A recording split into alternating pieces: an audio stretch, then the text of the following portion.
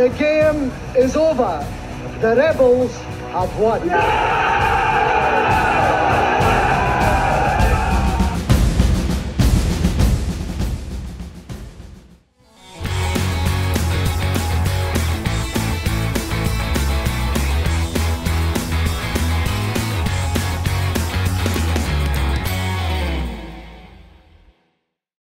In the Battle to Save Celtic series, we've spoken to many of the key figures involved as we bring you a comprehensive picture of everything that was taking place at Celtic Park during those tumultuous times across the early 90s.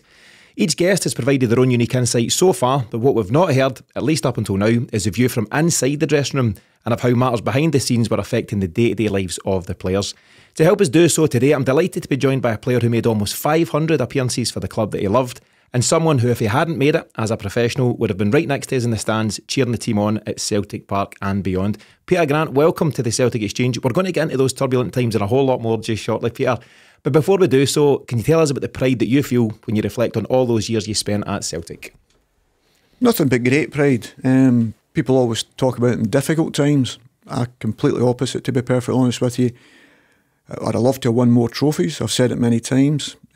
But I wouldn't have swapped it for the world, because the one thing I wanted to do growing up as a kid was to pull on the green and white hoops or support them. And you were fine doing both.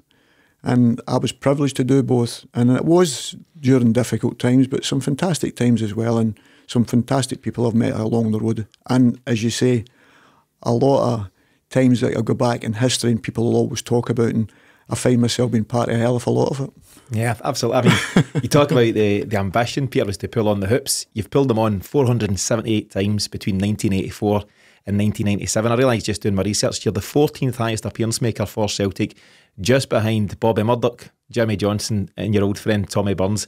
That in itself is a hell of an achievement. Would you ever have thought that as a young man playing football? Oh, never in a million years. And the names you mentioned there, I shouldn't be on the same page, never mind anything else. They were superstars. I was one of the fortunate ones. And as I say, listen, you gave everything you got, you know, and as I say, every day I went out, I was one of these guys that I was probably more intelligent in the respect of that, because I understood that every time I pulled it on, it could be the last. So I gave everything, whether it was in training, whether it was playing. People will always say what type of player you are, good, bad, or indifferent, doesn't matter. For me, the thing I look back now probably more than anything else, and it was through the great Tommy Burns says to me, just think of all the managers that picked you, son. You know, and that's something that sits with me many times. He said every manager couldn't wait to get you in their team and they never have you out your team. So that's something probably goes back with pride, and probably that was just in later years, because you always questioned yourself, and you still to this day question yourself, were you ever good enough? I was blessed to play there, and I appreciated it every single day. So to mention the names you mentioned there is something special. Yeah, big names, Peter, but you've absolutely earned your place alongside them. You've made your debut, I think, as I say, in 1984. Davy Hay, the manager at the time. Yes. Can you talk about either Davy, Peter, or who your earliest influences were in terms of making those first steps into pro football? Well, obviously the influences was my father and my mother. They loved football, and both grandparents ran Celtic supporters buses, I've said many times. So I was very much in that tradition that's who you supported, that's what you watched, and you listened for the Celtic games on the radio, because there weren't much obviously on the television at that particular time. And then I went to my first game, was St Johnstone away as a supporter, as a young man, going in the supporters bus. Unfortunately, we lost 2-1 at the Old Muirton. My grandfather turns round to me and says, "You'll never be back, you're a jinx." So that was the way my Celtic career started, in the respect of that. But then you just had the bug. But from a young age, my father, you mentioned the great Bobby Murdoch, was a big supporter of Bobby, and the clips I seen him, I loved him. That was the sort of player. So that was probably my first hero, really, in the respect of that. Then after that, as you grow up, you're getting older, you start to know the players, and you're watching the games, you're watching the cup finals, and you were just dreaming one day that you would have that opportunity. But you just think that that's fairy tale stuff, really, in that respect. And especially when you're living out in the village of Chapel Hall at that particular time in Lanarkshire, a lot of Celtic supporters left from there, but to watch the games. The great John Clapp was from there, but I didn't know that at the time. You know, you're obviously, John was from my father, and that were friends and whatever with John, and how special he was. So it was great to try and live up to that, and you're thinking to yourself, maybe if one guy gets an opportunity from here, maybe there's a chance for one of us. And hopefully that was going to be me. That's what you were desperate for, and that was the dream, and that was what the players were for. You mentioned the word fairy tale there, Peter, which takes us nicely to some of the great stuff happening at Celtic during your earliest times there in the late 80s. We've got that fairy tale centenary season in 1988 under Billy McNeill. Celtic won the double, and then the Scottish Cup final 1989, the Joe Miller final, he scores the only goal. But we then enter a really tough time, you know, and we've got to address them. It's kind of what we're here to do, unfortunately. You know, as we enter the 90s, Rangers are spending big across the city. You know, they're starting to clock up what eventually becomes 9 in a row. And as a player, you've had that, you know, early success. You're part of Love Street, of course, in 1986, 88, big year, 89, big year as mentioned. But then we start to enter the 90s and things are starting to go wrong on and off the pitch. Did you feel it as a player in the dressing room that things were starting to dwindle? Were you maybe not being supported by new signings, the quality that was needed?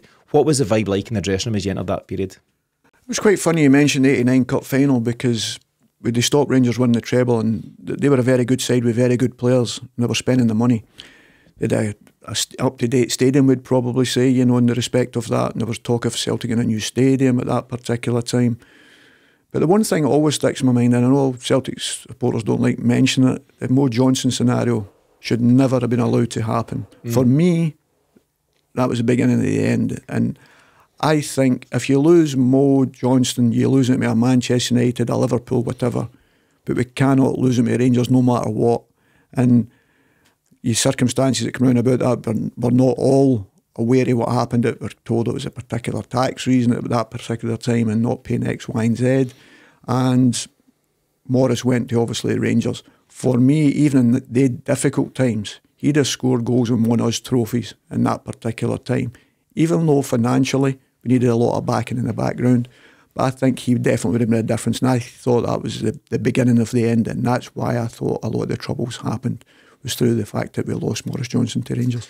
And it's really interesting to hear you say that. We had Tom Grant, ex-Celtic director, on a few episodes ago, and a lot of the chat around what was going on at Celtic at the time was certainly the stadium requirements. You've mentioned Rangers were ahead of the game in terms of that. But Tom certainly highlights the Mo Johnston as a situation, as a pivotal moment. Almost psychologically, you know, there was a bit of one-upmanship going on. There's a famous picture of Billy McNeill and Mo Johnston with a shirt, and then all of a sudden he goes and does what he does. I mean, you've played with him. You know, the 1986 team was a really impressive Celtic side. What was your thoughts on what he decided to do, just from a footballing point of view? It was very difficult, because it was strange actually, because I'd played in the cup final and I'd been sitting with Morris because I knew him obviously prior, and then he was coming back. So I'm sitting on the bus going down for the cup final, because he travelled ways to the 89 cup final. So he's on the team bus with us. So we go down to Seamill. Morris stays with us. He said, everything's done. He said some paperwork is still to be signed. I didn't realise what it was. And I knew the fact that there was a slight issue, not that it was going to cause a problem, because people forget that Morris had bought himself out his contract at Nantes. So he was due money from that anyway to try, because he, as I said, signed himself really. And that's what got him out. So he was looking for that money back, plus obviously to clear himself. And I think this is where all the problems were arising. So we go away to the cup final, we win the cup final, everybody's happy as Larry obviously. But I'm in the Scotland squad that's picking up the next day. I think we were playing against England and Chile. So I think it was Turnberry we went to. And I always remember Big Billy coming down. And I remember just before we went to training, we're all getting ready to go on the bus. And I'm actually on the bus at the time, and I'd just seen Billy had a great aura about him. He used to walk out with the shoulders back, and he was always smart, as you knew, and the way he walked out. But he looked a bit perturbed this time. I always remember him walking away. So I never thought anything else of it. I know he just didn't like probably anything about the Scotland thing. I thought that particular time he was just maybe trying to get away before, but he was going out to play, to train, sorry. And the next thing, we're sitting on the bus, and wee Mo comes up and sits next to him, and then Ali comes in, Ali McCoy, and sits next to us. He says, all right, wee man, he says, we'll be turning you over next year, we'll give you a hard time next year. And I said, I know that we will, you know, I'm talking about me and Mo at this time. And he's like, no, me and the wee man. I was like, what?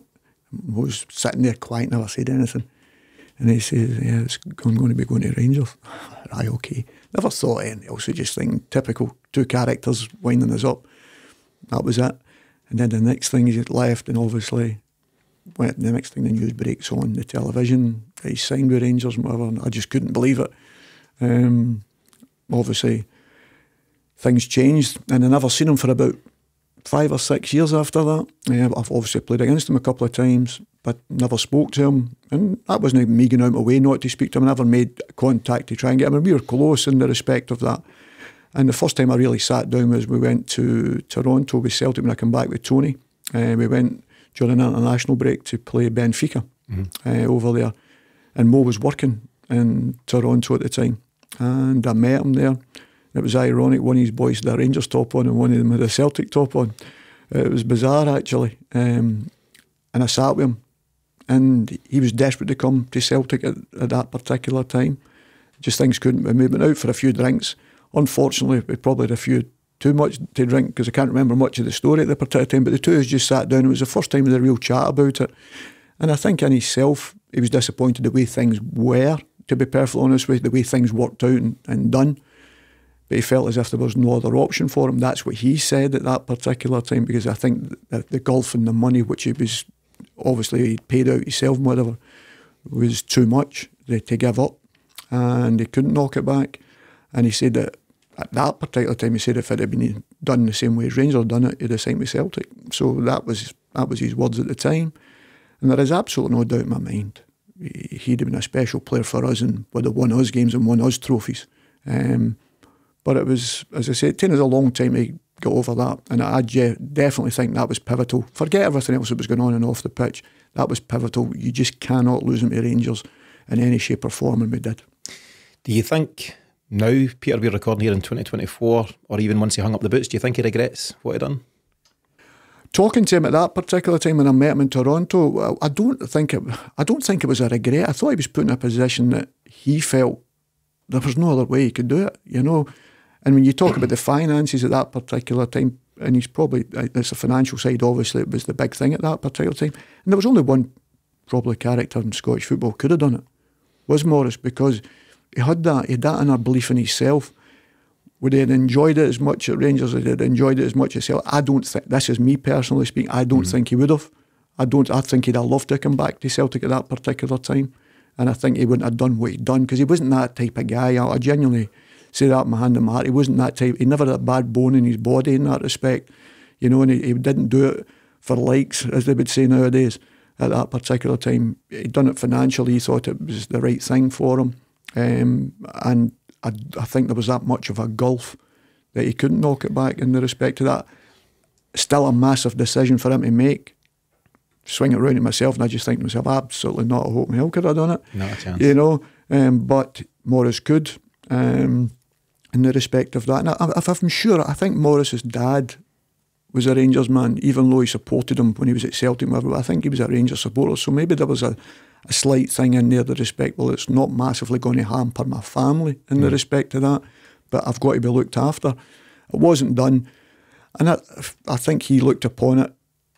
It was maybe going to be an Alfie Conn situation, but it was slightly different in the respect to that. The Alfie went away to Tottenham and whatever, and he hadn't come back and signed for Celtic, and then ended up not signing for them, if you understand. Yeah. So all these sort of things, I don't think he understood how much it came from it. And I don't think anybody to live the way he lived his life after that period of time, I don't think he'd have done that if he knew that. And I think you're getting into that time of life, Peter, in the 90s, where money's becoming more and more prevalent in the modern game, and I wonder if Mo Johnston making that move was maybe a sign of that. It kind of rankles with me and a lot of Celtic fans that he scored what is potentially one of Celtic's greatest ever team goals, Love Street 86. It's that move. Is it Danny McGrain? Yeah, Brian Paul McClure. Did you get a touch? No, I never got a touch. It was down that right hand side, you know. Danny clears, and then Brian puts the final ball in. Paul plays on to Brian, and then Brian puts a great ball in. And it was, and listen, he was an unbelievable striker for Celtic. There is no getting away from that. He was a top striker and could have played with any of the teams. As a goal scorer goes, scored big European games. Anybody he played against, worked exceptionally hard in his training. I mean, he was a flamboyant player, but he was a Celtic player, if you understand what I'm saying. He was a Celtic. He could handle that jersey, you know, and there was no doubt he was a talented boy, and it was a massive blow for us as teammates as well. Yeah, it's really interesting you pick up that point, Pierre, because it's been mentioned several times now as one of several pivotal moments during that era for Celtic. You mentioned Billy McNeill, widely regarded as, you know, the greatest ever Celt. He loses the manager's job in early 1991, and he's replaced by Liam Brady, who talented he was as a player, Arsenal, Juventus, Republic of Ireland, never quite happened for him as a manager over 2 years or so at Celtic. But can you talk about your own experiences under Billy and the kind of influence he had on you during your early career? Massive, as I say, watching Celtic, he was a hero obviously of mine, but he always just seemed to have this presence and aura about him. And even when I played at the boys club, he was at the games and standing at the side as, I always looked upon him as the Celtic captain. You know, he was that figurehead. And I remember one of my memories as a kid, I get under 12s, you were player of the year, and it was used to be in the Plaza Ballroom. And when we got the trophy for the player of the year, it was the first time that Billy and the great Jock Stein had been together. And I get my picture with them, and it was in the front page of the papers, you know, because I think it was the first time the two had been together. And I've still got that to this day as pride of place, because these were the icons for me. This is what Celtic was all about, because this was the times that I could remember, you know, the Jock Stein being the manager, you know, the 67 Lisbon Lions, and Billy McNeill being the captain, John Clark, a Chapel Hall man, all these things, you know. So this was what sits in my head as a youngster. And Billy was there obviously twice in that period. And as I say, Davy came in and gave me my debut, but then Billy came back as the manager. So I'd seen them all coming through the boys club, and I'd signed, and then Billy had left. Was it Man City? Billy had left to go to Man City at that particular time. But I just felt he was obviously what Celtic was about, and it was no surprise in '88 that he was the manager, you know, because at special times when things happen special with Celtic, he was always part of that, and he always seemed to be part of that, and rightfully so. And he was good, fantastic for me, just even as a manager. We had our fallouts, as you do, because I think at that particular time you have to be strong, you have to be strong-willed, and the manager was very much that. But he also set the standards as well. We knew what was expected as Celtic. When you came in the door, you knew what was expected. You know, you were representing it, as I say, 24 hours a day, 7 days a week. It wasn't as if you were just turning up on a Saturday and that's when you're representing the club. You were representing all the time. And that's why there was such a connection with the supporters. But all the supporters' dances used to have to go to every week, maybe 3-4 times a week you'd be out. Definitely Saturday evenings. That's the first place you would go. If you ever had a girlfriend, you'd make sure she knew she was going to a Celtic dance on a Saturday night. I mean, there's things like that. There's stories of you going to those events. Did you have a leg break in '88, Peter? Did you? Bad injury. But still attending these events on the crutches with the Stookie. And I think that shows where yourself and various other teammates were at the time. Probably the best one was when we won at Paisley. There was a Player of the Year dance. I keep in the two places. I keep saying Oban. I'm sure it was Oban. And we'd go. But David said to me, we need to go back to Celtic Park. So me and Big Paul were going, I get somebody to take my car to Love Street because we were going to go straight from there. He said, no, you're going back to Celtic Park. You need to come back for an hour. We went back and then we drove all the way up and got there for their dinner, for our dinner up there and celebrated, because that was the way it was. You knew you would never let the supporters down, because if you'd agreed to do something, you were always there. And that was the way it was now. And that's different for the boys now. People say it's changed and the players are not like that. It's different. For us, a lot of us were Celtic supporters, brought up that way, and that was the traditions then, that you had to go to the functions, and we wanted to go anyway. Yeah. So you'd get a few drinks before you went out, and then you would go out on your Saturday night, or vice versa, that you'd go home, but you knew people were turning up to pay their money to come and see you play. You owed them that to go and give them your couple of hours of your time. Yeah, sounds like a win-win situation. Absolutely, 100%. You mentioned Jock Stein and Billy McNeill. So was it the first time they were together after Jock had left the club? Yes, was it? Yeah. Yes. Did you have much dealings with him over the years? Obviously didn't manage you, but anything? It was Scotland. Yeah. He picked me for the Scotland and made me Scotland under-21s captain, under-18 captain at the time. Then I was under-18 captain and put me up to the 21s and made me captain in there as an 18-year-old and all that. So I was very fortunate that I've worked under these guys, and I knew, and probably that's why in myself, the great Tommy Burns said, did you enjoy playing for Celtic? It's difficult to enjoy it because you were so intense with it, because you were brought up that way, because you knew the traditions of the club and what was expected of it 24/7.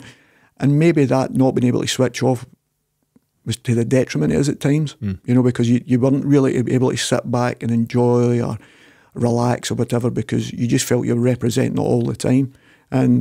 But I wouldn't have changed that for the role, because that was me, that was part of my makeup. But I always try to say that to other people when they came, make sure you do this well and make sure you know what you're representing here, because it's all the time. Everybody's watching you all the time, and it's different now with all the phones and whatever. But even that, we knew that then. Yeah. It was something different. And that came for the great Jockstein, the great Billy McNeils. You know, you've seen the way they went about their business and seen the way they spoke and they represented the club. And that's what we wanted to do. Yeah. Billy McNeil leaves the club, as I say, in May 1991. You've mentioned Peter, he's obviously a bit of a hero for you. How does it feel to yourself? And obviously you're in a dressing room with Celtic-minded guys, Paul McStay, Roy Aitken, various other big characters. How does it feel when he leaves Celtic at that time? Is there a despondency around the place? Do you realise that it's something significant that the European Cup winning captain, the centenary winning manager, is no longer part of Celtic? Most definitely, because people say you're one of your own and you don't like people losing their jobs or anything like that at any particular time, and especially not the great Billy McNeil. You know, that is Celtic Football Club. And you always feel they should never be out Celtic's door. They should be moved. If they're ever moving, it should be up to help the next guy that's coming in, you know, more than anything else. They should always be part of the club because they've led the club, they've seen the difficult times. And I know it may be difficult for them, but they're such iconic figures to say, well, okay, maybe time as a manager came, because really at that particular time, and I'm not being disrespectful, they weren't coaches as in such, they just knew players. And that's why it was slightly different then, because there was no transfer window. If you weren't playing well for 2 weeks, there was a possibility there was somebody coming in to replace you. So it was that sort of way, and they knew the guys that could come in and play in certain styles and whatever. So coaching wasn't a big part of their makeup, but their management was, their aura about them was. And I just think to lose, if Billy was going anywhere and he wasn't going to another club or whatever, it should have been upstairs to prepare the next manager for what's coming in. And I'm sure he'd have been delighted to do that, even though he'd have been disappointed to lose the manager's job. But that next step for him should have been going up the stairs to help, because people like, as I say, Billy McNeil should never be away from Celtic Football Club. Agreed. I think just his stature, his aura, and just everything he represents, on behalf of Celtic, there was maybe a missed opportunity not to have him back in some capacity. To bring us back though, Peter, to what was going on around at the time. So as I say, early 91, Billy leaves and we start to hear about groups such as Save Our Celts, the supporters group. They go on to hold a now famous meeting at Shettleston Town Hall in February 1991. Amongst others who speak in that night, there's chaired by Glasgow lawyer Joe Beltrami and recently ousted Celtic director Brian Dempsey, who spoke passionately to the fans on the day. As a player, Peter, and also as a fan, what's your knowledge at that time of what's going on amongst fan groups off the park? Players are ignorant and selfish in the respect of that. I don't mean that disrespectful to us, really, but we just want Celtic to become what Rangers we felt were becoming. They were becoming stronger, bringing very good players, paying money for these players. I mean, they were bringing the England captain in that at that particular time. We knew the stadium they'd had, we'd been talking about Celtic Park, even though we loved Celtic Park, and even the way it was, we still loved it that way, better than Ibrox, even though it was all done up. But for everything else that was going on, what we wanted to happen was someone to take over, to take some Celtic forward. And I think because we're not the most intelligent guys in the world, we're all just focused on our football and whatever, all you were hearing was this certain businessmen were coming in, these certain businessmen were coming in. And I can honestly say, my hand in my heart, all we were desperate for was the right person to come in and take Celtic forward. And listen, you're always fearing for your own job, but for us, the most important thing was Celtic Football Club, that it was going to be there. And what we wanted more than anything was to have positivity, because I think that had all gone. Because even in the games, as you know, the crowds were obviously dwindling, but the supporters were still there, and we understood the reasons why. Never mind the performance, but they were just fed up with everything else that was going on. We understood that as well. But they were just desperate for their club back, and the respect of, the way they were treated, take the club forward. The great managers that came, how were they going to make things better? Rangers were sort of seemingly kicking on. Everybody could see that. We'd lost Maurice Johnson, we talked about. All these things were happening. And every time we scored, it was, the fans were delighted, they would cheer, and then it'd be sack the board. And then you were going off the pitch, and there was always that feeling when you were going off the pitch. It was well done. The supporters would clap you off if you'd won the game and whatever, and you'd go off. But then you just felt as if there was a flatness. you know, and that was the disappointment for us because I was used to, even as a youngster, when Celtic were winning, you went outside and the players used to park in the school as we used to do, and you were waiting outside there with your autograph books and whatever. Yes, the punters were still doing that, but there was something missing. We didn't know what it was, and as I say, but we are probably ignorant to it in the respect of that, because we knew there was a lot of fighting going on off the pitch about the club and whatever. You try and divorce yourself because you have to, because you've got to try and focus on trying to get results and playing. And we didn't really know the workings of how things could be taken over. Somebody just came in and said, right, there's that, you're out the door. We didn't know that. We knew there was a lot of work to get into it. So we knew it was going to take a bit of time to get it sorted. But like everyone else, when they get the news outside Celtic Park, when it was all done, there was obviously elation. And I think that feeds back down into the players. And you could sense that. And you could sense that with the supporters as they started to come back in their numbers. And that was definitely a big, big plus. But it was a difficult time. But as I say, we're probably ignorant to it because we didn't understand the workings of it, and what it would mean and what it wouldn't mean. You mentioned sack the board, the various chants that were going up around the stadium at that time. So the big message was back the team, sack the board. That was through Celts for Change, Brendan Sweeney, Mark McGlone and those kind of guys. We've talked about the pressures that Celtic and other clubs were under in terms of developing the stadium. There was talk about going to Campus Lang, going to Rob Royston, all these things. That was due to the Taylor report that came in after Hillsborough. Did the players, Peter, have much contact one way or another from the directors of the club? So we've had Tom Grant on the show, Brian Dempsey, who was very briefly director's been on the show.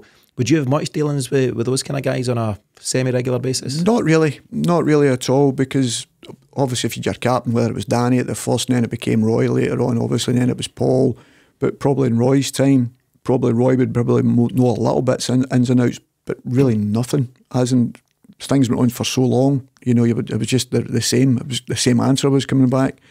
So we didn't really know to actually, like everyone else really, listen, it's getting done. The takeover's getting done. It's going to be clarified, whatever, you know.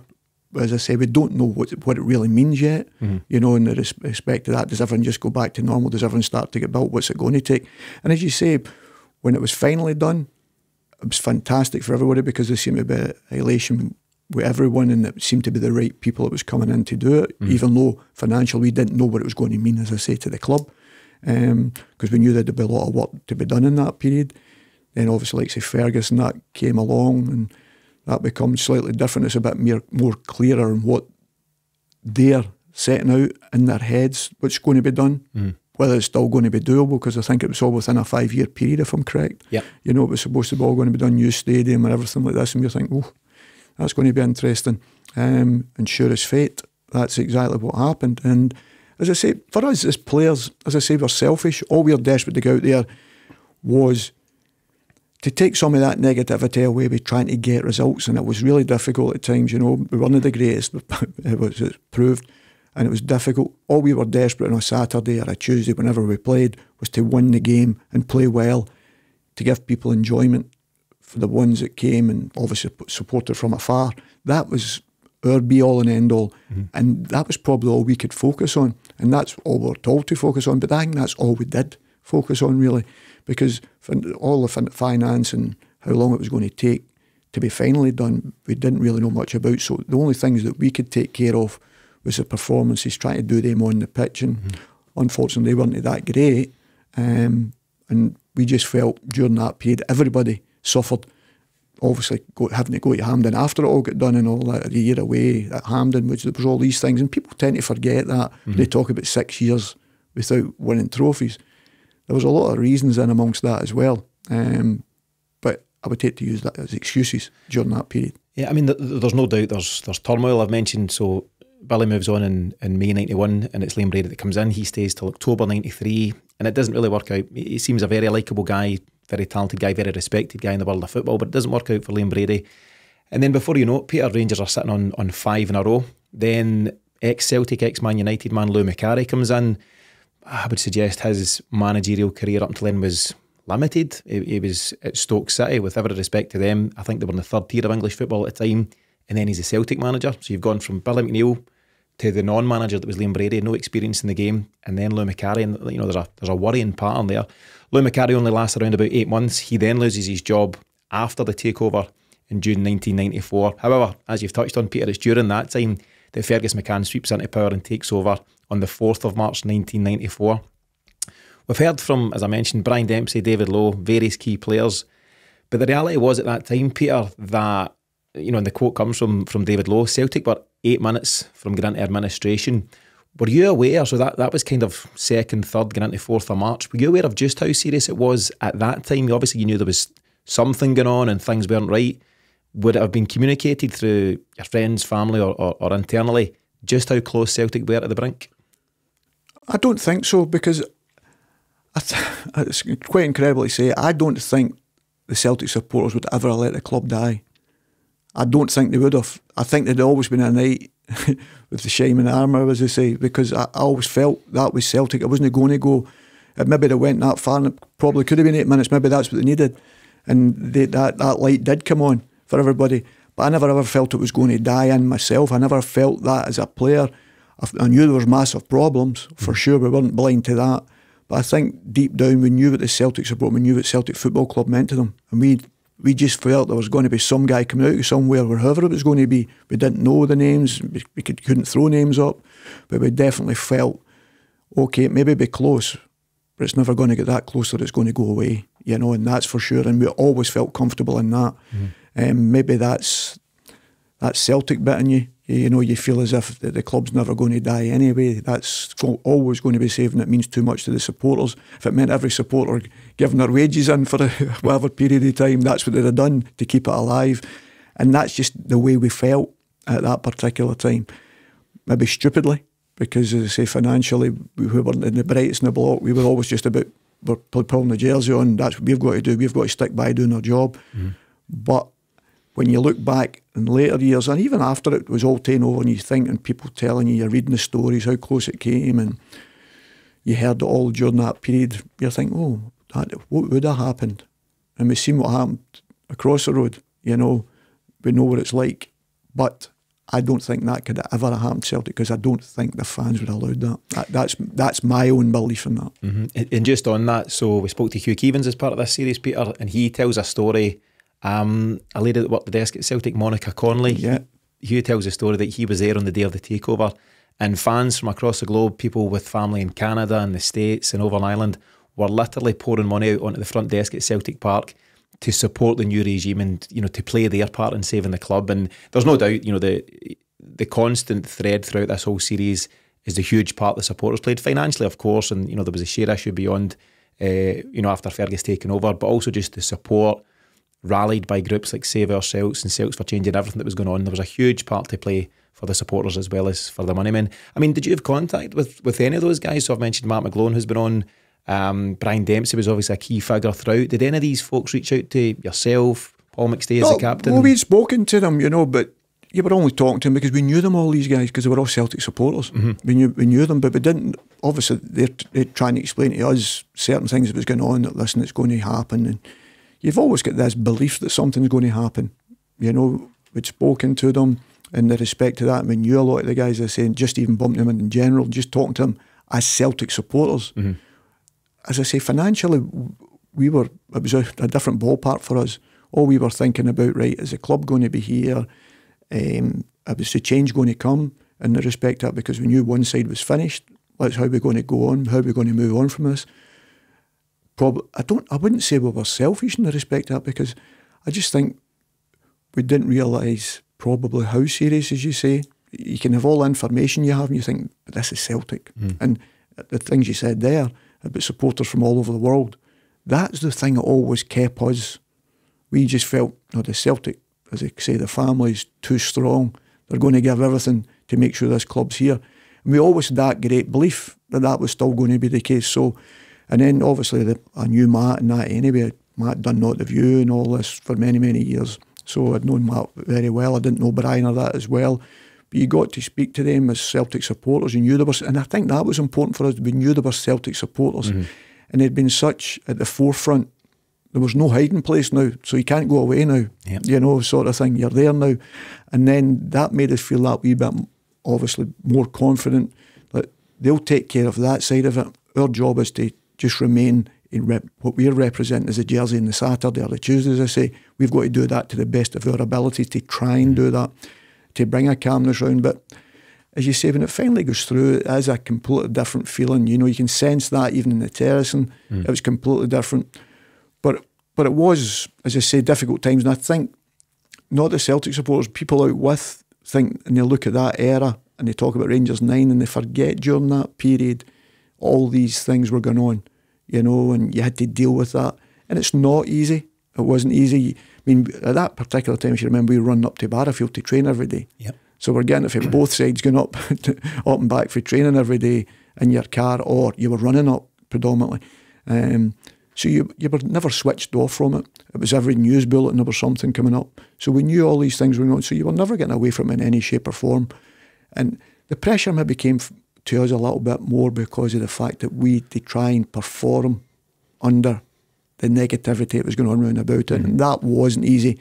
It was still fantastic, as I say, representing the club, but it wasn't easy at that particular time because all you're always wanting is everybody to be pushing together and in the same direction. And we knew that was all over the place at that particular time before the takeover came in. It was all over the place, and that wasn't obviously helping. Yeah, and obviously in the media, Peter, you've got things like the cracked Celtic crest in the back page, RIP Celtic, and some people taking a wee bit too much joy in what looked like Celtic's demise, and thankfully that was avoided. Let's talk about Fergus McCann. So described throughout this series as headstrong, talented, a visionary, and definitely a unique character. What's your own recollections of him, Peter, and what kind of dealings would you have had with him, between 94 and 97? It was quite strange because at that particular time, when Paul had taken over as captain, Paul had a few injuries, and I ended up being the captain for a little period of time, and I had to go up and speak to him, and I found him really strange to speak to, I really do. Everybody I ever speak to, any of the players, Fergus never really spoke to us in the respect to that. He was single-minded. I don't think he spoke to anybody at the club, to be perfectly honest with you. You would get into the car himself, you'd see him go out the door himself, it was just a completely different character you even thought who he was. But he just seemed so, you could see why he was so single-minded, you could see why he was so successful at doing what he did. But he wasn't, I would say, warming in the respect of that, because you never got to know him in the respect. That wasn't the way he was. And he'd fight for everything you had. I mean, I had the testimonial year that particular year, and I remember, and probably a selfish point of view, we played Barcelona 2 weeks before my testimonial. We put a friendly on against Barcelona, and I'm up to see him and saying, "What are you doing?" I said, "It's hard enough for the supporters." I said, "I don't know if anybody's going to come to my game." I said, "But you're putting a friendly on." Aye, Peter, it wasn't bothered. It didn't bother him, he never had that. He just single-minded. It was all about what are we going to do here with the club, and same with the players. I remember him saying to me one day, he hadn't put people's bonuses in, and I said, "Listen, such and such have not had their bonus or whatever." And the bonus was what we depended on because the wages weren't great at that particular time. So it was the bonuses you depended on. And he went, "I don't know why they get bonuses." He said, "You just get contracts." I was like, "Yeah, but if you see the biggest part of their contract is if they win a game or they win a tournament or whatever." I said, "It's you that sign it off." He's like, "All right, okay." And I said, "No," I said, "it's just money on the road. They're not asking for extra money." And we simple things like I didn't really understand, like a match win bonus for a boy who was paying his mortgage at that particular time, you know what I mean, or his bills at that particular time. And he just seemed so single-minded. And he, as I say, I think he made a 5-year plan, didn't he? He said this was going to be done, the best stadium and whatever. And you're thinking to yourself, if he keeps going this way, he's going to lose a lot of friends, because... But then you looked at it and you thought, well, it doesn't look as if he's got a lot of friends, in the respect of that. Because he was so single-minded, he was always on his own, really, in the respect of that. It'd be a car waiting to pick him up, take him away himself, it was into Glasgow. But he must have been so driven, in the plan he was putting in place.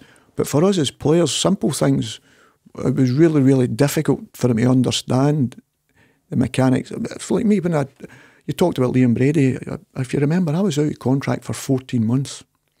At that particular time, but there was no bossman ruling.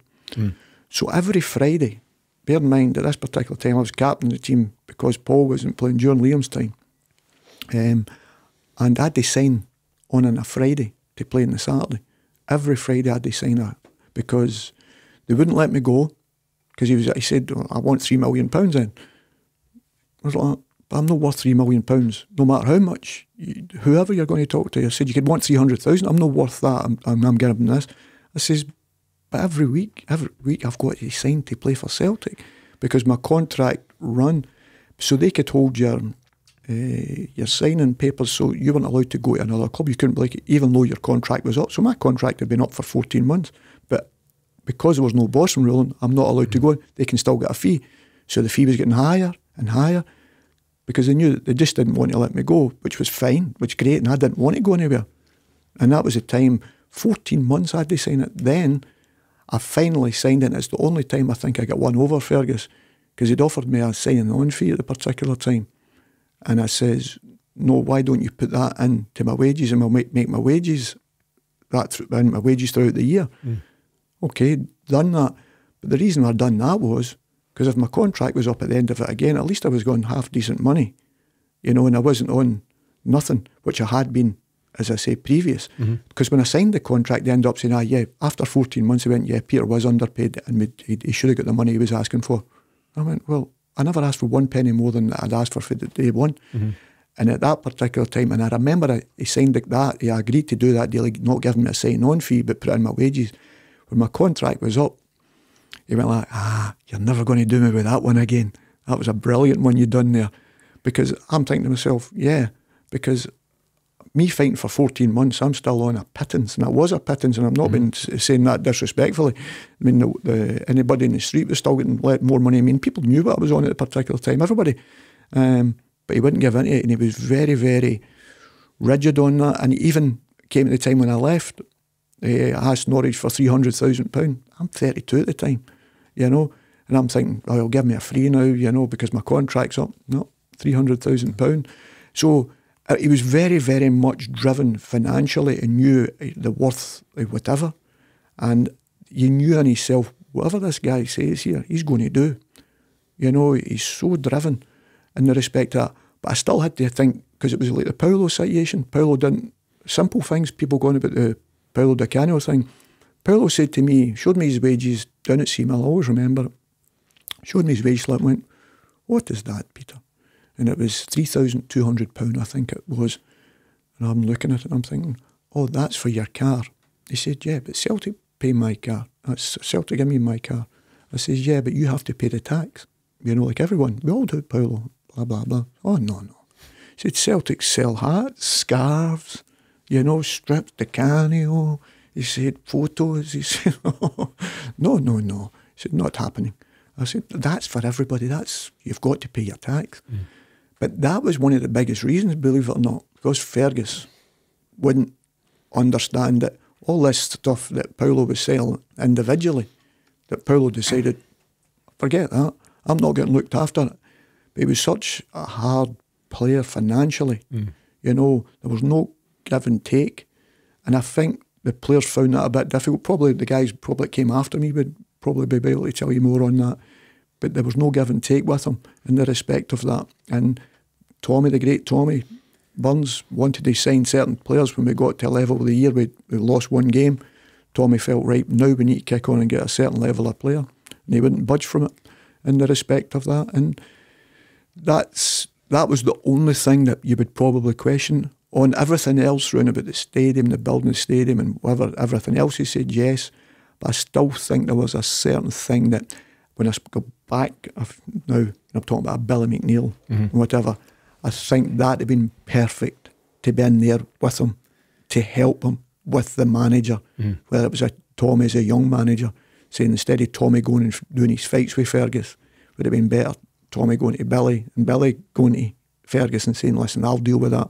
And that's where I think somebody like Billy would have been maybe able to say, this is what you need to do, Fergus. And I think then it becomes a rock against a rock when it's Tommy going with Fergus, and there was only going to be one winner, unfortunately. Yeah, and I think I've heard a couple of suggestions about the potential of Billy McNeil joining the club as part of the new regime, and you can see why, when you think of those examples, Peter, why it would have been such a perfect fit. You can also see why the likes of Paulo Di Canio, George Cadetti, Pierre Van Hooydonk were never going to click with Fergus McCann. I can feel Paulo's pain in terms of, you know, paying tax. Not everyone in Glasgow pays their tax, Peter, as you know, but that's maybe a separate story. But him and Fergus McCann, for example, were never going to click.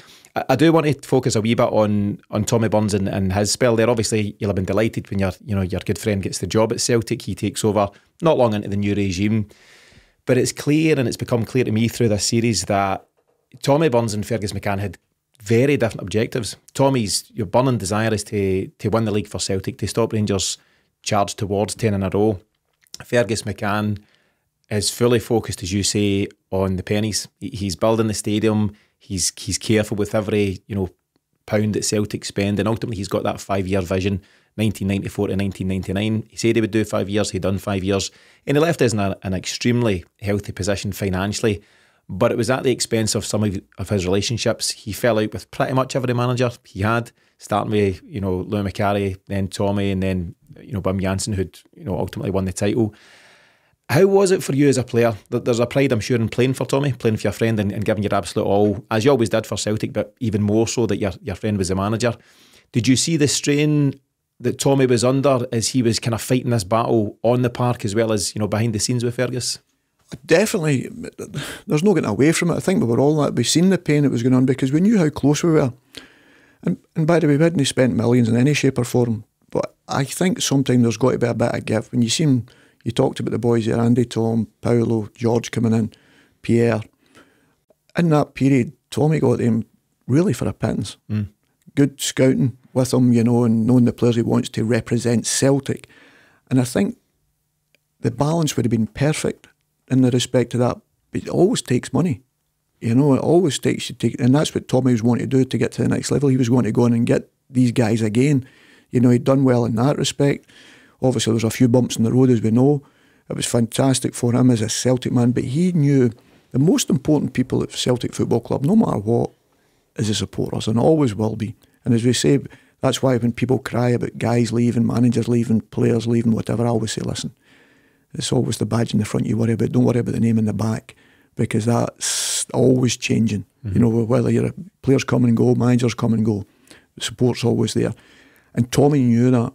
Tommy knew the most important people, keep them happy. You'll fill that stadium twice, 3 times if you want, if you keep the supporters happy. You do that. Let's build it, because we've got to play with a style. We've got to play to win, but we've got to entertain. And that's what Tommy wanted to do. That's the levels he wanted to do. And it was always, as I said to you, Fergus was really stubborn. And probably that's why he's a successful businessman. But he was really stubborn in what he wanted. And as you say, it wasn't just Tommy. Wim came in, God rest him, and done fantastically well as well. And then just went, no, thank you, I'm off, because he knew to go to another level, this is what you need to do, or you need to keep this type of player here, or whatever, I'm off. And I think, yes, for the business side of it was magnificent. For us, for the football side, we'll always have questions, because we felt there was a combination of both. And I'm not sure he knew that could have helped him. People say, you build it and they will come. I think that's what they came here. They came in their droves, and I think he was that single-minded. That's why, if I believe, and I don't know, maybe Fergus would say 100%, maybe did listen to other people, but he should have maybe had a softener in there.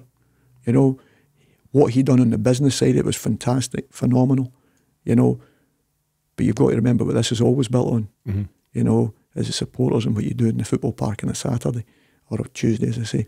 So you've got to do that and remember that, and there's got to be a bit of come and go. Unfortunately, I felt when there was times that you could have kicked on, there wasn't that wee bit of come and go at that particular time that could have helped. And that's why I'm always half glass, half full, half empty sort of man when it comes to Ferguson, the respect to that, because I knew what was going on when we were trying to get better. But I'm being selfish because I'm talking from the football point of view. When I look at the business part of it, he was 100% right. Yeah, and we've not managed to speak to Fergus just yet, and I say yet, Peter, we're working on it as part of this series, but I wonder if now, 30 years after the fact, he might agree with your suggestion that had he maybe softened a bit, given Tommy a wee bit more budget for players, maybe, come and gone a wee bit with guys like Paolo Di Canio, clearly talented guys that could have kicked Celtic onto different levels. I wonder, would he maybe accept that he could have softened his stance then to everybody's benefit? He would have benefited because the club would have been more successful quicker than they were, and the rest could have moved on from there. Peter, I can't have you here today and not talk about that Scottish Cup final in 1995 under Tommy Burns. You've got loads of big memories of course, we've touched on some of them, Love Street, 88, 89 and all of that. But how special was it for yourself and good friends of yours like Paul McStay to finally win a trophy for Tommy Burns? Well, it was ironic. I think I've spoke about it. You talked about 89. When I didn't realise then, when I'm passing the trophy back, it's passing it back to Tommy. And when I pass it to him, he lifts it up and I think he's the last one. Okay. And the next person that was going to touch that was him as manager. You know, and it only came to me. One of these visions when you're watching back the game, somebody sends you something, you think, oh, that was ironic. Tommy, all of a sudden, that was the player. Next time he's touching it as the winning manager, that's the next time Celtic won a trophy, which was incredible. Bearing in mind he'd been to Kilmarnock and done ever so well with them. So you look at these things and people talk about the emotion of, obviously, the cup final. Obviously, it was another one I was going to be missing through injury and managed to get in the game. People think the tears and that at the end of it are really for that. It was just relief. I must admit, my hand on my heart, it was just relief. You could see that in myself and Paul, because people forget there was only about 3 or 4 of us probably went through the day years, the barren years, as you would say, and suffered dreadfully. And we had to take the kicks. And the final whistle goes, and I think you could just see the, especially myself and Paul, you could just see the emotion that just comes. And as I say, it's not from winning, it's just for relief, because it's our boyhood club, obviously, and Celtic are all about winning, and just to knowing that you were winners again, because Celtic are supposed to be winners every season, and we knew that. There was no getting away from that. It was torturous when it wasn't, and I think the relief was everyone to see there. And for myself, I think it just emotion taken over when I seen Tommy, because nothing made me happier. He was getting an opportunity, because I know how much it meant to him as a player, as a supporter. But him to be the manager and get his hands on silverware. One, Paul as captain, getting his first bit of silverware after what unfortunately happened in the Wraith game, which he definitely didn't deserve in the respect of that. And to get his hands on it as captain, and for Tommy to get as manager, was something so special. And that was probably what the emotion was all about more than anything else. I know how nerve-wracking it was for the supporters, and the terrace in that particular day. So an awful cup final, and that day was all about winning, and that was always be said prior to it. You know, it was a fantastic ball for Tosh for Big Pierre to score, obviously, and you could just see that emotions. But it just seemed as if it was 6 years, you know, as if you had the shackles on, and when the final whistle went, it's just as if the shackles had come off and said, listen, I've got a bit of silverware again. But ironically, I can always remember sitting straight in the dressing room, because there was a bit of, you're just everybody's celebrating, whatever, because some of the younger boys are in and whatever, and some of the boys had me through it. I remember sitting with Paul and just saying, now we've got to kick on. And that's the way it is. And bear in mind, we hadn't won for 6 years, and now we've got to kick on. And that's probably sums up Celtic Football Club, because you can't rest in your laurels. There was a relief, there was an enjoyment. But the biggest thing was relief more than anything else, and it was fantastic. It was Tommy, it was the manager that particular day. Yeah, and it's interesting you say that. You know, such a huge day in Celtic's history, and such a huge day for Tommy Burns. But as you say, not enough time to really enjoy it, because you need to think of, this is great, this is our moment in the sun at Hampden. What's next season going to bring? And it's interesting that mentality that a Celtic player needs to carry. There's some brilliant images of that time, Pierre. You'll have seen them over the years yourself and Paul McStay. There's a great Paul McStay and Tommy Burns image where they're embracing. There's one of you and Tommy together, and there's clearly, you know, emotion is evident throughout. You had to battle really hard to be fit for that final. I believe it was a knee issue that you had at the time, and you could certainly see it in the closing stages of the game. I think you've hit the deck a few times. Not sure if you're just trying to run down the clock or... Well, I wish I was. I'd get back in from it. I'd been told I'd been 9 weeks to 12 weeks I'd be out, and this was 2 weeks prior to the cup final. Bear in mind, I'd missed the cup final, I'd missed the Wraith Cup final, I'd missed 88 with a broken foot. And I'm just thinking, you're a jinx. As my grandfather said all the years ago, and this was what would begin to think to me, you know. So you'd played in all the games up, but you always seem to be missing the most important one, which was the final. And the same way out here in 88, missed the Dundee game out here, the final game of the season, after playing in most of the games, apart from obviously when I broke the foot. So it was one of these occasions, you get through the game. I remember 2 days before the game, I can honestly say my hand in my heart, if Tommy Burns wouldn't have been the manager, I don't think I'd have played in the cup final. And I don't mean that from my own point of view. I don't think any other manager would have given me a chance. I get a brace off on the Tuesday, and the cup final was on the Saturday. So I'm not allowed to bend my leg on the Tuesday, get the brace off, I can bend my leg for the first time. I join in training on the Thursday. The manager's looking at me as if to say, you're off your head, son. And the first ball came to me, and I swear to God, I thought somebody hit me with a sledgehammer on the side of the knee. And I just went, and I knew he'd be looking at me for a grimace. I just looked away, never said anything, got on with it. And I remember, as training went on, I felt, I can do 90 minutes. I said, this is me talking to myself, I can get through this, you know.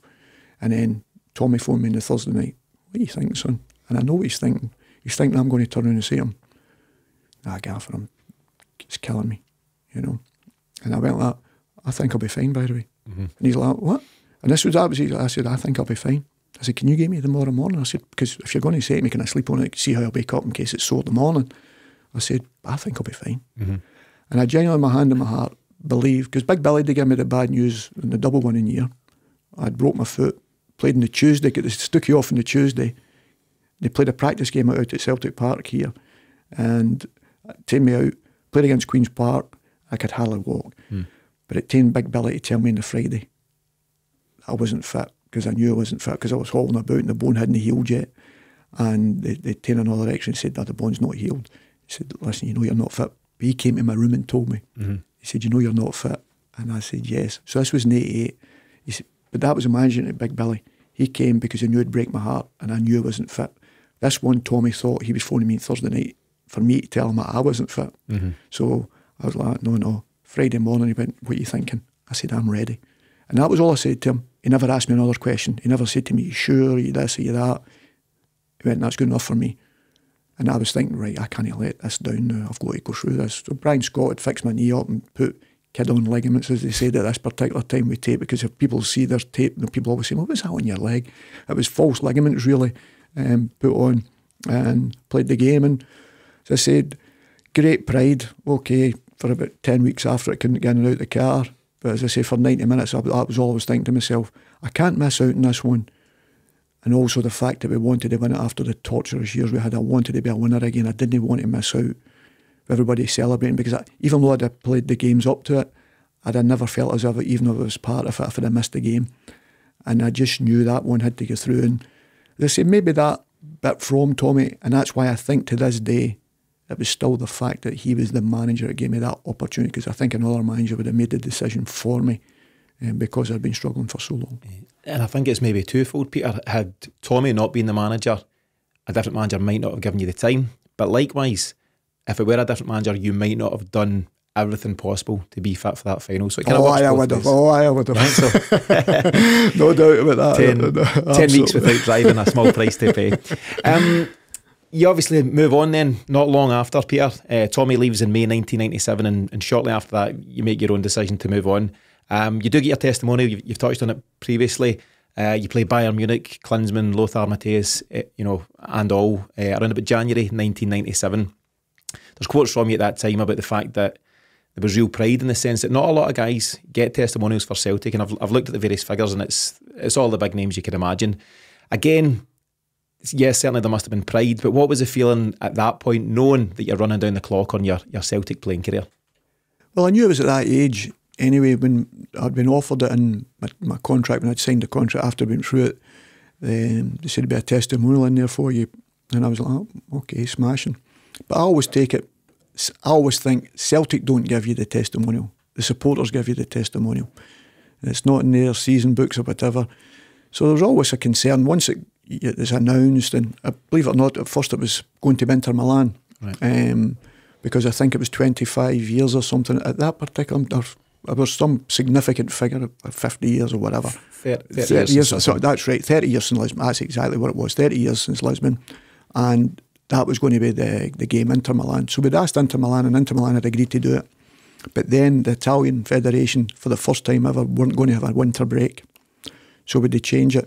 And we phoned, or asked Bayern Munich, had fantastic people. Brian Gilda headed it, who was the head of People's at the particular time. He was the chairman, but some fantastic people on it. Big Billy and that were on it as well, and Tony Roper, Alan Ferguson, so loads of them. They were all brilliant guys who worked exceptionally hard.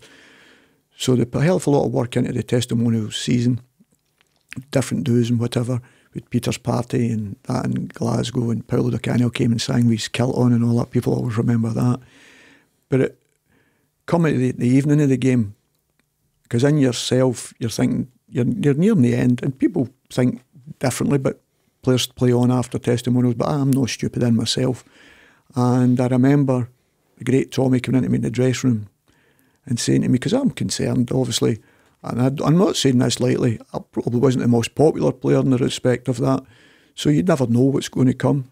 And Tommy comes into the dressing room and says, listen guys, game's been held up for half an hour.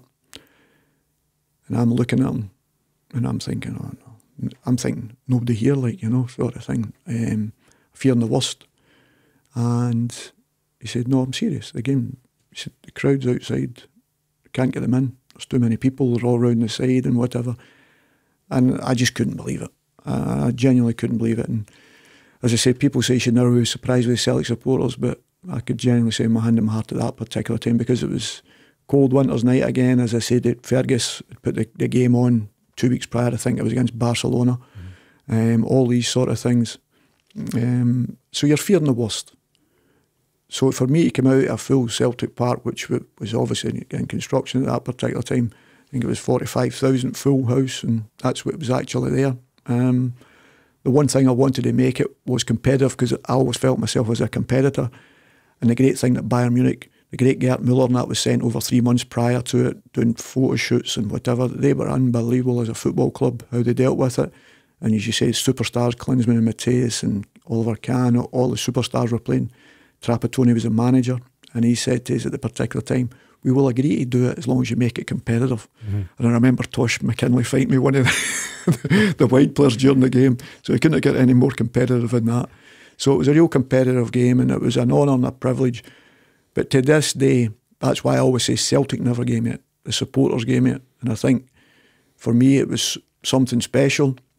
And it's something it was ironic, because the badge had been changed with the heartbeat and whatever, so it was simple things. And people think that was iconic at that particular time, and it was. And as I say, it's a special, special memory, and I always remember running out, and some people, you can take it for granted, and that's fine, no problem. For me it was slightly different, because you'd went for that young man who was desperate to try and go and watch Celtic, and then to try and get an opportunity to play for them, and then all of a sudden, as you mentioned, names and guys that had testimonials. I mean, I sold programmes in the jungle at Danny McGrain's, and then I played with Danny. When Danny's was on, I was in the jungle with programmes, selling programmes. So that's what it meant to me when people were like that, were getting testimonials. You just never felt yourself was ever going to get to that level. So then it did happen, and as you say, the season went on and moved on, and then come the summertime, there's change, you know. And it's ironic, my contract's up, all these things. There's a new manager, David sort of been in, sort of in go-between again. Davy Haid come back in as a go-between. We're still waiting for the new manager coming in. Then we're over in pre-season actually, so I come back in for pre-season. But I've actually agreed to go to Wolves, believe it or not. Mark McGee was the manager there. I've actually agreed to go to Wolves. Everyone's been agreed with them. But they still had the transfer fee to be sorted out and all this sort of stuff. And I went away pre-season. Okay, no problem. New manager comes in the day I'm leaving to come back. So Wim comes in, I meet Wim. And I talked to him and whatever. And I said, I just felt it was the right time for Celtic to move on and Celtic to get better players. It's an opportunity for me as well. He said, no, I understand that 100%. Fine, no problem. It's ironic. Flew back. I agreed to go to Wolves. That didn't happen. So I'm sitting back here for a week. Celtic then play Hibs, Easter Road, Henrik's first game. Chick Charnley. Henrik gives the ball away, saying it was the worst Celtic signing ever, all this sort of stuff. I'm actually at my home, because obviously I've not been in training. I've been training on my own, because this week it's not happened really. And then I get the phone call to say, listen, you need to come back in tomorrow morning. I said, great, fantastic, brilliant. So I go back in the next morning, meet Wim. Wim says, I want you to make your part of it. And for whatever reason, there's a game sticks in my mind. We played Parma in between a league game. We played Parma in a friendly. And I played in the game, and I played well in the game. And Wim says to me after, why don't you stay and sign? I went, listen, this is my club, I love it to bits, no matter what you offer me. The time is right for Celtic to move on for Peter Grant, in the respect to that. He said, I know you've said that to me, he said, but I think you've got something that we don't have. And this is one talking to me, and I'm thinking, okay, right, so you're starting. And then we played St Johnstone in the Cup on the Wednesday or the Tuesday evening, and he put me on the bench after the Parma game. Come on, the Celtic supporters were singing my name in that St Johnstone. I thought it was brilliant. The next day I came in to train, the boys were off, and I came in to train myself. I wanted to just try and keep fit and get back because I'd missed out for that week. I hadn't trained. And Jock Brown was here working at the time, and Jock came by me and says, Peter, we've had a phone call from Nodge, you know, you wanted us to keep us informed if there were clubs interested in you. He said, I know you'll not want to speak to him. I said, I do. I said, I do. And I went into wee Angie, God rest her, the kit lady. I'm round in my boots. I said, can I have my boots in and whatever? She said, where are you going? So I said, I'm playing 5-a-side tonight. I said, that's what I'm doing. And I drove down to Norwich, got there at 3:30 in the morning, and their manager, Mike Walker, was waiting in the hotel for us, Mike Walker at that particular time. And because he was waiting in the the hotel at 3:30 in the morning, because I didn't know where Norwich was, don't know how many hours it takes to get there, I thought to myself, I'm going to sign here, just because he'd done that. And I remember signing it, and the next morning the phone's going off the hook because nobody knew there was even talk of it or whatever. But Celtic had agreed the fee, and I ended up signing for Norwich that morning at 8:30. But I can remember driving out here to go to Norwich, going out to Kerrydale Street and driving down, looking up, seeing the big green doors as it always was when I was here, the Celtic Football Club above it. And I started, the tears coming down my eyes because I knew it was the last time I was leaving as a Celtic player. And the next time I was there was the day we picked up the league title. And I'll get to that just shortly, but I was keen to ask Peter how it feels to be leaving Celtic Park for the last time, knowing it's the last time as a player, having been there since you were a kid, and eventually kind of making that decision that it's time to move on. You've ended up playing for Norwich, as you mentioned there, then Reading and then Bournemouth. We famously kind of hear and read from guys like Jimmy Johnson and various others that once you leave Celtic, your heart's not quite in it in the same way. Would you agree with that? I wouldn't agree in the same way. I think every club I played for, I gave them 100% because that was my makeup. That was my makeup. But it's not none of them Celtic Football Club. That's for sure. Yeah. There is absolutely no getting away from that. There is none of them Celtic Football Club. Probably summed up in my first away game for Norwich. We had a really difficult game away at Stoke, and we drew 0-0. And I'm not sure if Stoke were at the top of the league at the time. And I'm coming in after the game, and I heard one of the players talking about saying, right, where are we going? Sort of, this is away from home. And I'm listening. I said, what does he mean? What are you talking about? Going out to a nightclub or something? And I started going crazy. What the F are you talking about? Just drew 0-0 with a pub team. I'm giving it all this sort of thing. And they're all silence, you know, and they're all looking at me, and I'm ranting and raving like a lunatic. So now, and I get into the shower, and I'm fuming, you know. Shower's on, and I'm going out, and I can hear sort of whispering to each other and all this sort of, because if this guy's off his head. And I remember them all going out to the bus, and I'm still sitting there getting changed, still livid, because I'm thinking they're already talking about night, they've just dropped points, you know, sort of thing. And Mike Walker waits and comes in, closes the door, and he says, this is why you're here. This is why you're here. And I'm thinking, what do you mean? He said, that's the standards. He says, for us, you've got to understand, getting a point away from home is like a victory for anybody in England. I know it's Celtic Football Club, it's completely different. And that told me, I knew this was a different club for anybody. And in all the years I was down there, I loved down in England, I loved the period there. I was very fortunate to work with some fantastic clubs with unbelievable support. West Ham was really passionate. They were all really passionate about their football club in different numbers. You know, West Ham were like very similar to Celtic in the respect of that, very, follow them everywhere, large numbers, massive numbers. And it was great times. But I always say to people now, the more I've been down there, it lets you understand how big Celtic are. I'd say the pressure at Manchester United, I'd probably say out of all the clubs, when you look at it and the coverage they get and everything, Manchester United are right up there. But Celtic are very, very close. Forget, and I'm not disrespecting Liverpool's, Chelsea's, Manchester City's, nowhere near it. And I've played in a lot of London derbies, Birmingham derbies, everything like that, you know. No comparison. No comparison. So leaving Celtic, the proudest thing that I get now is with all the clubs I've been at, and I've been fortunate enough, I was in the Premier League for 10 years near enough down there.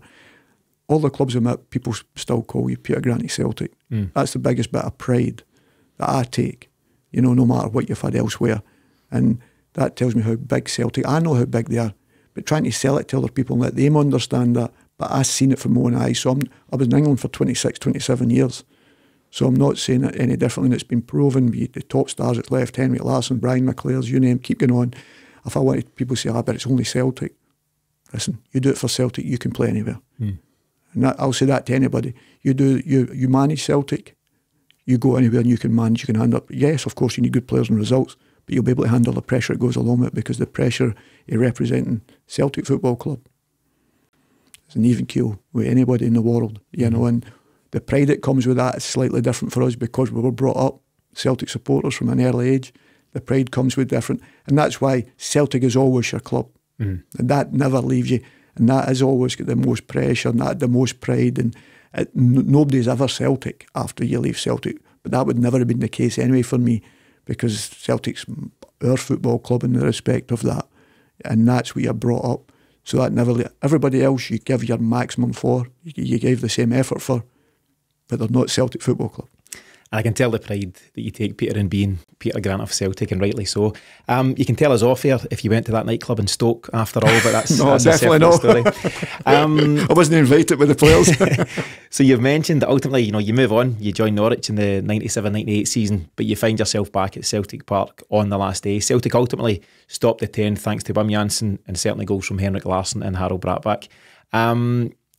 You're obviously back there purely in a fan capacity, but how pleased would you have been, well, you have been at that time, Peter, for all involved, you know, guys like Tommy Boyd, Phil O'Donnell, Jackie McNamara, Simon Donnelly, guys that were Celtic men and knew exactly what it means?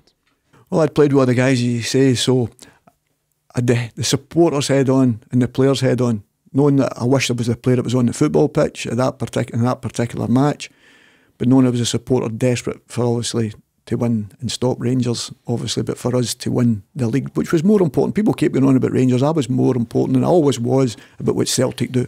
That was always my driven thing.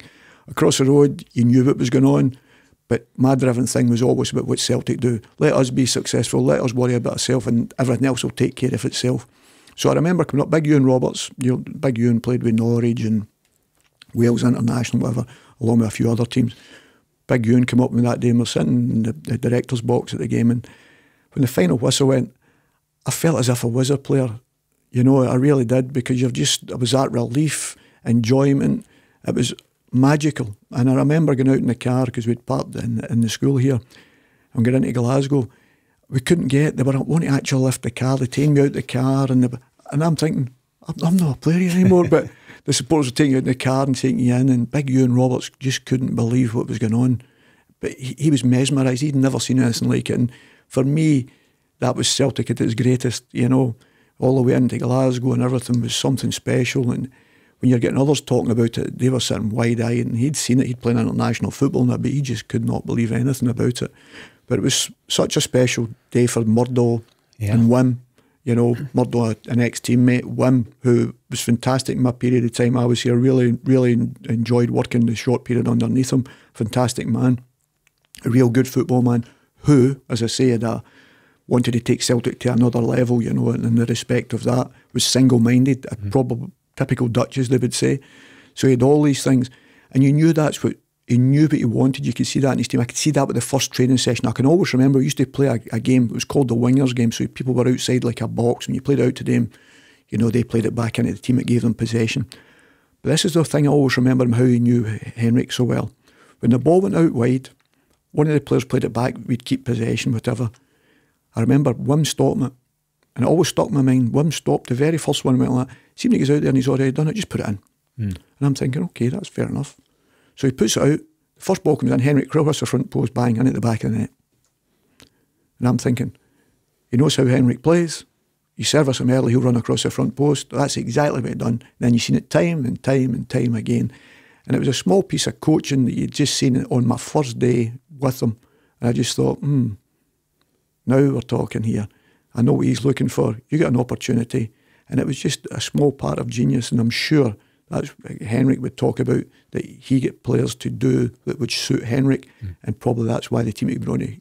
He knew players' strengths right away, and I could sense that right away from him, and that's why they were probably so successful that season. And I say that him and Murdo rightfully deserve to be up there with icons of Celtic Football Club for stopping Rangers winning 10, but more importantly, getting Celtic back on the road of winning championships again. Peter, obviously now, post-coaching, you mentioned so many years you spent down south as a coach with various big clubs down there.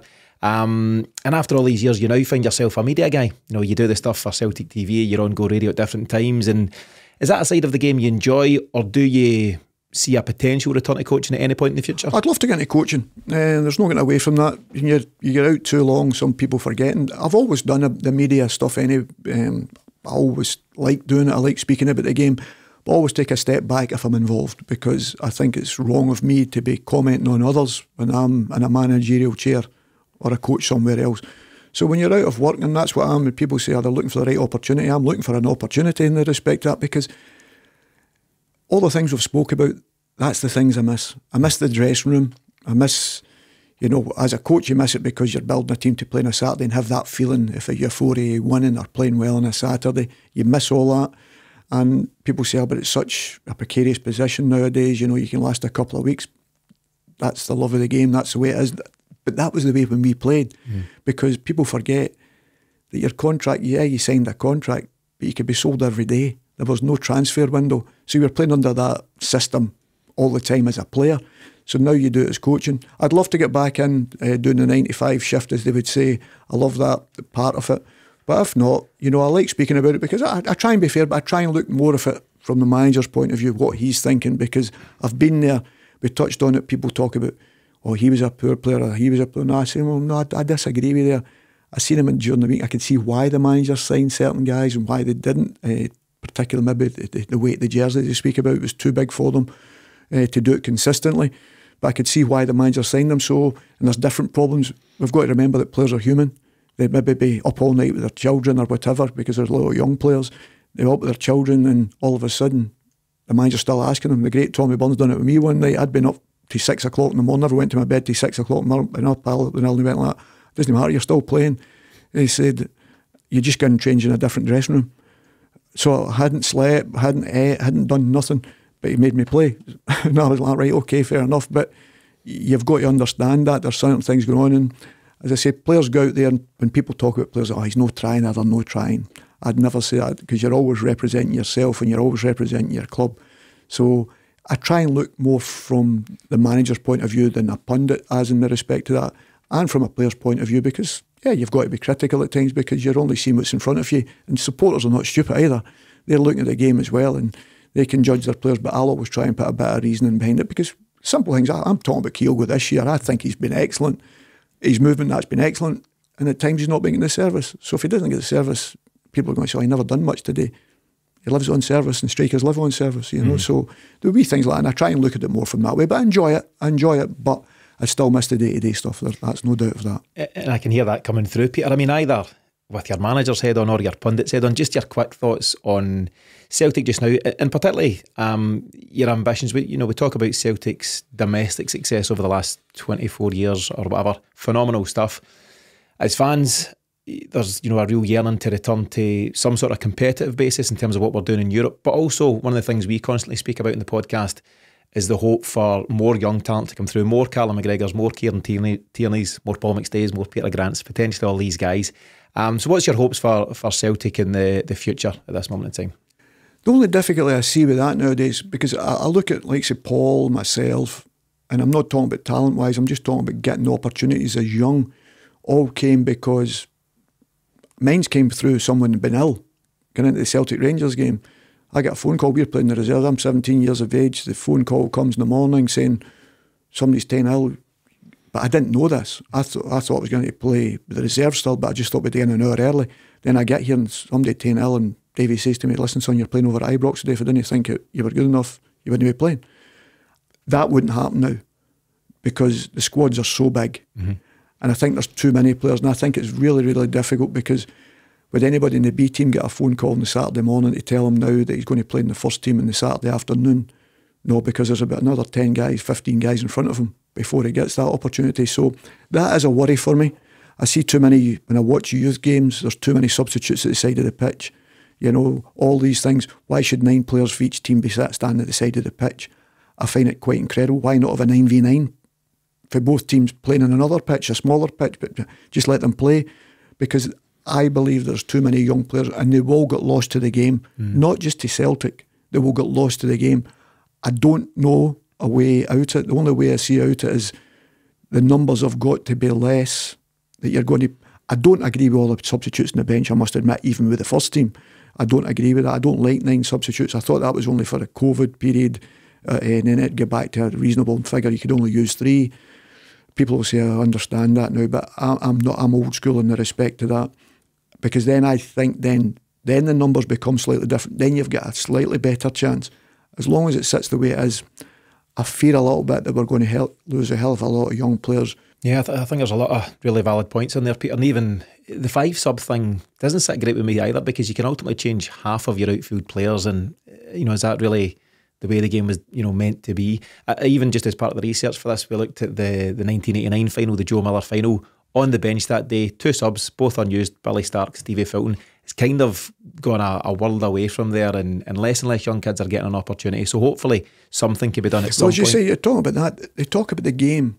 Remember the pass-back rule came in. The reason the pass-back rule came in was the speed of the game. Because if you played an Italian team, you went 1-0 down, they passed it back for the next 90 minutes. Catenaccio. Yeah, they passed it back, picked it up. So it was picked to speed the game up. Now we're getting 100 and odd minutes now. So the game's not because of VAR. So that's the problem now. So the game's stopping and starting all the time. The supporters are getting fed up with it. The supporters come to be excited and cheer a goal. Any games I've enjoyed this season is without VAR. Any games, cup ties you watch down in England, whatever, played without VAR are brilliant. There's mistakes made, there's wrong calls made, but they're brilliant. The supporters can enjoy a game. And listen, remember, we're always playing for the supporters. That's what it was for the supporters to enjoy their football. It costs them an arm and a leg to come and watch a game now as well. But that's what you're playing football for, so they could get the enjoyment and the dilation of a player, because you can't rerun that. See that moment the ball hits the back of the net, so the supporters are jumping up and down. The old jungle here. Could you imagine running to the old jungle and then the game was going to VAR for 10 minutes? God almighty, I hated the days if that had been the case.